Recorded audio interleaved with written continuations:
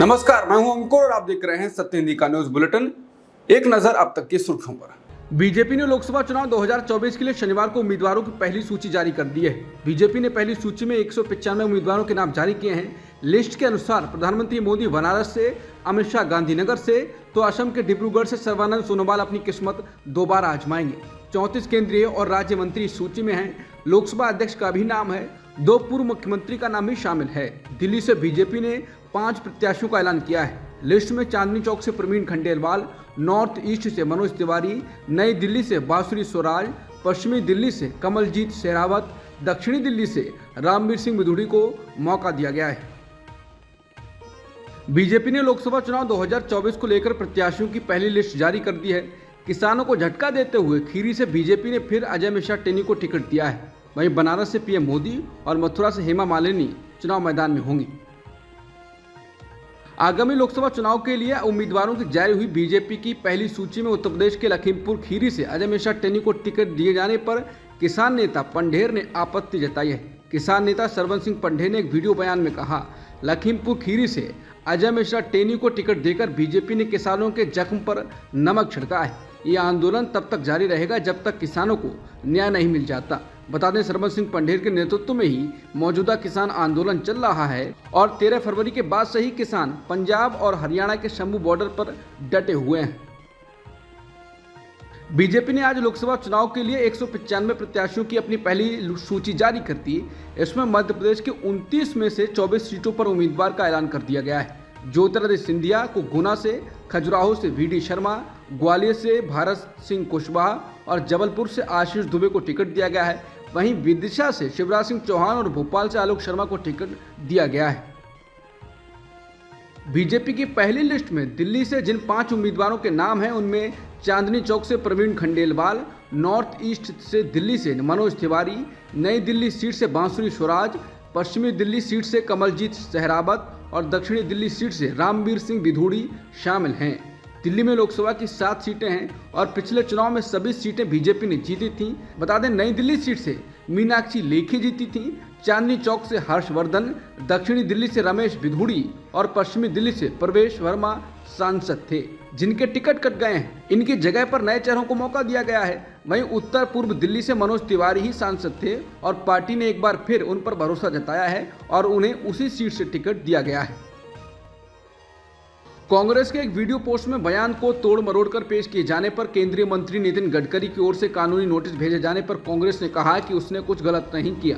कांग्रेस के वरिष्ठ नेता जयराम रमेश ने कहा, उस कानूनी नोटिस को मैंने भी पढ़ा है, उसका हम सही जवाब देंगे। हमने कोई गलती नहीं की है। उन्हीं के बयान, उन्हीं का वक्तव्य, उन्हीं के शब्दों का इस्तेमाल किया है। क्यों परेशान है, मैं नहीं समझ सकता। नितिन गडकरी के बयान को तोड़ मरोड़ कर पेश किए जाने के आरोपों पर जयराम रमेश ने कहा कि हमने किसी के शब्दों का गलत इस्तेमाल नहीं किया। जो उन्होंने कहा है उन्हीं बयानों का हमने इस्तेमाल किया है। अब वो परेशान हैं और लीगल नोटिस भेज दिया है हमें। केंद्रीय मंत्री नितिन गडकरी ने शुक्रवार को कांग्रेस अध्यक्ष मल्लिकार्जुन खड़गे और महासचिव जयराम रमेश को कानूनी नोटिस भेजा है। गडकरी का कहना है कि दोनों ने उनके बारे में सोशल मीडिया प्लेटफॉर्म एक्स पर गुमराह करने और मानहानि करने वाली खबरें शेयर की हैं। समाचार एजेंसी पीटीआई के मुताबिक गडकरी के वकील बालेंदु शेखर ने कहा कि उनके मुवक्किल एक्स पर अपने बारे में कांग्रेस की ओर से शेयर किए गए कंटेंट देख सुनकर हैरान हैं। उनके वकील ने कहा कि खड़गे और रमेश ने एक वेब पोर्टल पर प्रसारित गडकरी के इंटरव्यू के एक टुकड़े को जानबूझकर पोस्ट किया। कोविड-19 से जुड़े इस वीडियो क्लिप को बगैर संदर्भ और शब्दों के मायने के शेयर किया गया। नोटिस में कहा गया कि ये बीजेपी की एकजुटता में दरार पैदा करने का एक निरर्थक प्रयास भी है, जो प्रधानमंत्री मोदी के नेतृत्व में आगामी आम चुनाव में लोगों का विश्वास जीतने के लिए तैयार है। पेपर लीक की वजह से यूपी पुलिस सिपाही भर्ती परीक्षा के बाद अब आरओ भर्ती परीक्षा भी रद्द कर दी गई है। उम्मीदवार लंबे समय से योगी सरकार से पेपर रद्द की मांग को लेकर धरना प्रदर्शन कर रहे थे। सीएम योगी के इस फैसले के बाद अभ्यर्थियों ने राहत की सांस ली है। पेपर लीक मामले की एसटीएफ को जांच दी गई है। दिल्ली के बीजेपी प्रदेश अध्यक्ष वीरेंद्र सचदेव, संयोजक रामवीर सिंह बिधूड़ी की मौजूदगी और दिल्ली की पूर्व मेयर और बीजेपी नेता आरती मेहरा की मौजूदगी में अल्पसंख्यकों का एक समूह बीजेपी में शामिल हुआ। इस दौरान आरती मेहरा ने बताया कि इन लोगों ने स्वनिधि योजना और मुद्रा योजना से प्रभावित होकर बीजेपी में शामिल होने का फैसला किया है। ये सभी मुस्लिम समुदाय से जुड़े लोग हैं। उन्होंने बताया कि शिया सुन्नी फ्रंट के राष्ट्रीय सचिव नजमी नकवी के साथ कई लोग बीजेपी में शामिल हुए हैं।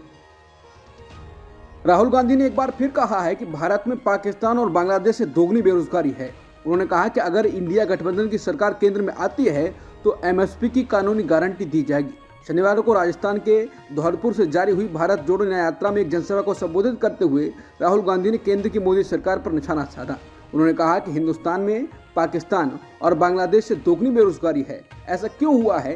क्योंकि मोदी ने नोटबंदी की, जीएसटी लागू की और जो छोटे व्यापार और कारोबार बंद हो गए तो सबसे अधिक रोजगार देते थे। राहुल गांधी ने कहा कि आज भारत में हर सेक्टर में 5 लोगों की मोनोपोली है। अडानी को देश के सारे एयरपोर्ट, पोर्ट, पावर सेक्टर और पूरी की पूरी मार्केट उनके हाथ में दे दिया गया है। हिंदुस्तान का पूरा धन 3-4 पूंजीपतियों को पकड़ा दिया गया है। इसका नतीजा क्या हुआ कि जो सबसे अधिक रोजगार देने वाले छोटे कारोबारी थे वो बंद हो गए। उन्होंने कहा कि देश में कहीं भी चले जाइए, देश के युवा बेरोजगार सड़कों पर भटकते मिलेंगे।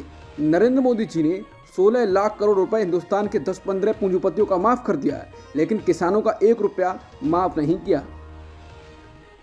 मध्य प्रदेश में भारत जोड़ो न्याय यात्रा के दौरान कांग्रेस सांसद राहुल गांधी ने कहा कि आज़ादी के बाद शायद ही किसी पार्टी ने 4000 किलोमीटर की यात्रा की होगी।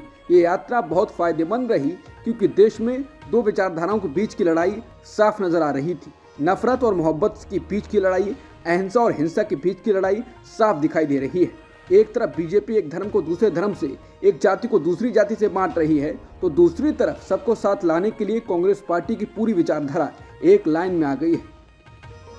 राहुल गांधी ने कहा कि यूपीए सरकार में तेजी से आगे बढ़ती भारत की अर्थव्यवस्था के लिए नरेंद्र मोदी स्पीड ब्रेकर बन गए हैं। कांग्रेस ने गरीबों को मजबूत कर विकास को गति दी, वहीं नरेंद्र मोदी चंद मित्रों के फायदे के लिए देश को खोखला कर रहे हैं। नीतियों में देशवासियों को आगे रखे बिना देश का विकास असंभव है। झूठे प्रचार के विपरीत आर्थिक मोर्चे पर भाजपा सरकार कांग्रेस के आसपास भी नहीं है।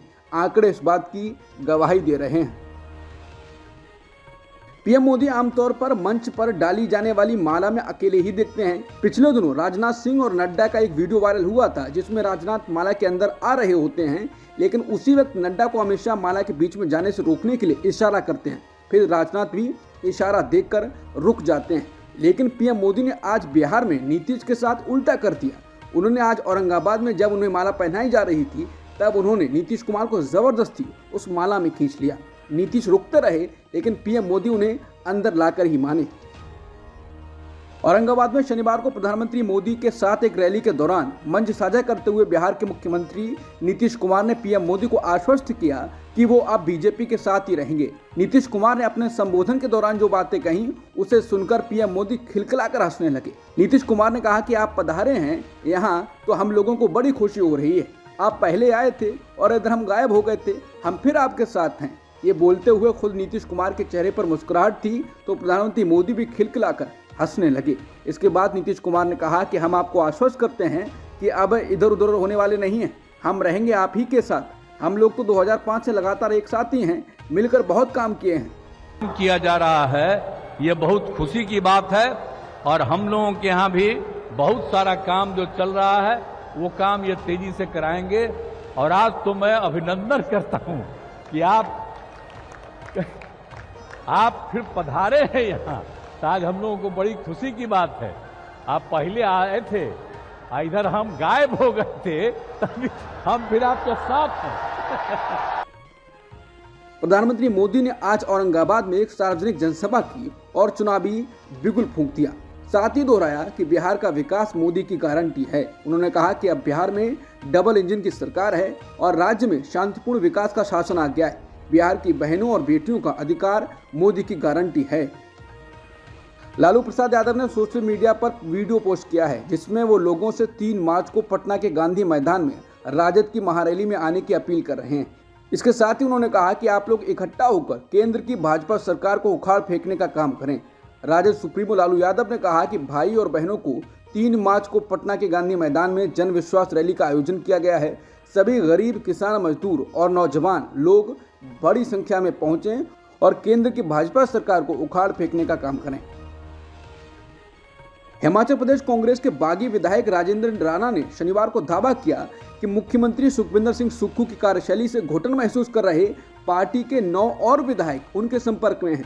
बता दें, राज्यसभा चुनाव में क्रॉस वोटिंग करने के कारण 5 अन्य कांग्रेस विधायकों के साथ राणा को भी विधानसभा से अयोग्य घोषित कर दिया गया था। अब उन्होंने कहा है कि राज्यसभा चुनाव में भाजपा के पक्ष में क्रॉस वोटिंग करने वाले 6 कांग्रेस के और 3 निर्दलीय विधायकों के अलावा पार्टी के 9 और विधायक हमारे संपर्क में हैं। हिमाचल प्रदेश की कांग्रेस अध्यक्ष प्रतिभा सिंह ने कहा था कि सीएम को सबको साथ लेकर चलना चाहिए। इस पर अब सीएम सुखविंदर सिंह सुक्खू ने प्रतिक्रिया दी है। उन्होंने कहा है कि जिसके साथ 80% विधायक जुड़े हों उससे ज्यादा साथ और क्या होगा। उन्होंने कहा कि मुझे नहीं पता कि उन्होंने ये सवाल क्यों उठाया और किस संदर्भ में उठाया। पूर्व क्रिकेटर और पूर्वी दिल्ली से बीजेपी के सांसद गौतम गंभीर ने राजनीति छोड़ने के संकेत दिए हैं। गंभीर ने एक्स पर लिखा है, मैंने माननीय पार्टी अध्यक्ष जेपी नड्डा से अनुरोध किया है कि वो मुझे मेरे राजनीतिक कर्तव्यों से मुक्त करें ताकि मैं क्रिकेट की अपनी प्रतिबद्धताओं पर ध्यान दे सकूं। मैं माननीय प्रधानमंत्री मोदी जी को हृदय से धन्यवाद देता हूं। इसके साथ ही उन्होंने केंद्रीय गृह मंत्री अमित शाह को टैग करते हुए लिखा है, मुझे लोगों की सेवा करने का अवसर देने के लिए धन्यवाद। जय हिंद। झारखंड के हजारीबाग से बीजेपी सांसद जयंत सिन्हा के एक बयान के बाद अटकलें शुरू हो गई हैं कि वो अगला चुनाव नहीं लड़ेंगे। शनिवार को सोशल मीडिया साइट एक्स पर एक पोस्ट में उन्होंने लिखा, मैंने माननीय पार्टी अध्यक्ष जेपी नड्डा से निवेदन किया है कि वो मेरी प्रत्यक्ष चुनावी जिम्मेदारियों से मुक्ति करें ताकि मैं भारत और दुनिया में वैश्विक जलवायु परिवर्तन लड़ने की अपनी कोशिशों पर ध्यान केंद्रित कर सकूं। स्वाभाविक रूप से मैं आर्थिक और प्रशासनिक मुद्दों पर पार्टी के साथ काम करना जारी रखूंगा। मुझे पिछले 10 सालों तक भारत और हजारीबाग के लोगों की सेवा करने का सौभाग्य मिला। कांग्रेस नेता सुप्रिया सुलेह ने कहा है कि सुबह दिल्ली से गौतम गंभीर और अब हजारीबाग से जयंत सिन्हा बीजेपी के दोनों स्टार सांसदों ने चुनाव और राजनीति से अलग होने का फैसला किया। गौतम गंभीर और जयंत सिन्हा का मैदान छोड़कर भागना साबित करता है कि जब जहाज डूबने लगता है तो कुछ जीव पहले ही उसे छोड़कर भागने लगते हैं। बेरोजगारी, महंगाई, गरीबी के अन्याय का जब हिसाब होगा तो पूरी बीजेपी साफ हो जाएगी। ये लोग समझ गए हैं कि भ्रामक प्रचार और खोखले दावों का वक्त लद गया है, तो इन्होंने पहले ही बीजेपी से दूरी बना ली है। मीडिया के प्रिय साथियों, आपका फुलाया हुआ गुब्बारा तो चुनाव से पहले ही फूट गया है, लेकिन ये हेडलाइन के कुछ सुझाव हैं, गौर फरमाइए। बीजेपी में मची भारी भगदड़, एक के बाद एक बीजेपी सांसद कर रहे हैं किनारा। गंभीर, जयंत ने बीजेपी को कहा बाय बाय। डूबती बीजेपी को छोड़ते सांसद। बीजेपी का संकट और गंभीर हुआ। बीजेपी के जय की नहीं, जयंत को उम्मीद। गौतम गंभीर के ट्वीट के बाद आम आदमी पार्टी ने कहा कि गौतम गंभीर ने ट्वीट कर कहा है कि वो पॉलिटिक्स से संन्यास ले रहे हैं। इसका मतलब साफ है कि बीजेपी उनका टिकट काट रही है। बीजेपी ऐसे लोगों को टिकट क्यों देती है जिनका जनता के प्रति कोई कमिटमेंट नहीं होता। इनके सांसद, विधायक, पार्षद कोई भी जनता के बीच नहीं दिखते हैं। झारखंड के दुमका में स्पेनिश महिला से गैंगरेप के मामले पर भारतीय जनता पार्टी ने राज्य सरकार पर निशाना साधा है। गोड्डा से बीजेपी सांसद निशिकांत दुबे ने सोरेन सरकार पर हमला बोलते हुए कहा, इस राज्य में ना तो आदिवासी सुरक्षित हैं, ना ही दलित। अभी अंतर्राष्ट्रीय मामला बन गया है क्योंकि एक स्पेनिश महिला यहाँ आती है और उसके साथ सामूहिक दुष्कर्म हुआ है। मैं सीएम सोरेन से अपील करना चाहता हूँ कि वो राज्य में कानून व्यवस्था पर ध्यान दें। अगर किसी जाति के आधार पर पोस्टिंग होगी तो इस तरह की घटना होती रहेगी। एंटी रेप एक्टिविस्ट योगिता भयाना ने स्पेनिश महिला के साथ रेप पर प्रतिक्रिया दी। उन्होंने कहा कि बलात्कारी दरिंदे पूरी दुनिया में अपने देश की छवि खराब कर रहे हैं।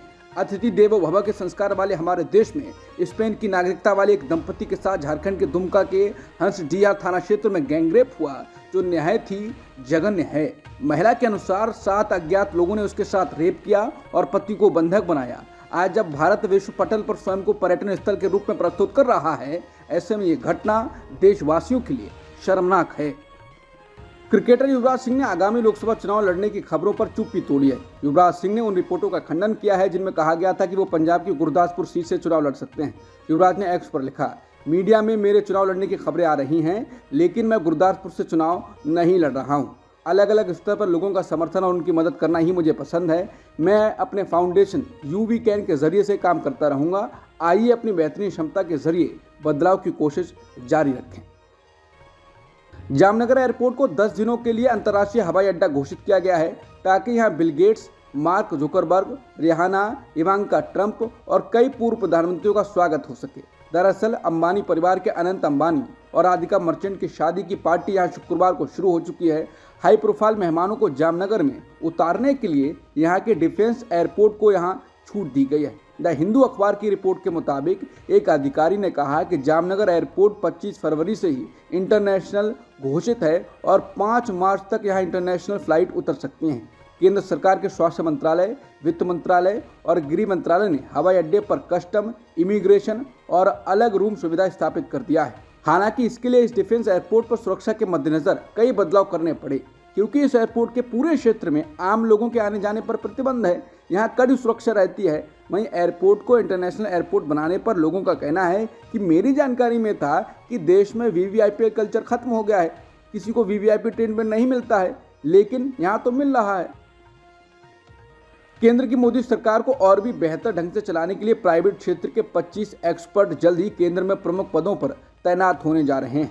पीटीआई के मुताबिक प्रधानमंत्री मोदी की अध्यक्षता वाली कैबिनेट की नियुक्ति समिति ने केंद्र सरकार के विभिन्न विभागों में 3 संयुक्त सचिवों और 22 निदेशकों, उप सचिवों की नियुक्ति को मंजूरी दे दी है। इसकी नियुक्ति के बाद मोदी सरकार के संचालन में लेटरल एंट्री के जरिए लाए गए अफसरों का बोलबाला हो जाएगा। अधिकारियों ने पीटीआई को बताया कि इन सभी विशेषज्ञों को लेटरल एंट्री के जरिए सरकार के संचालन में शामिल किया जा रहा है। अब तक की सुर्खियों में इतना ही। बाकी खबरों के लिए बने रहिए सत्यहिंदी.com के साथ।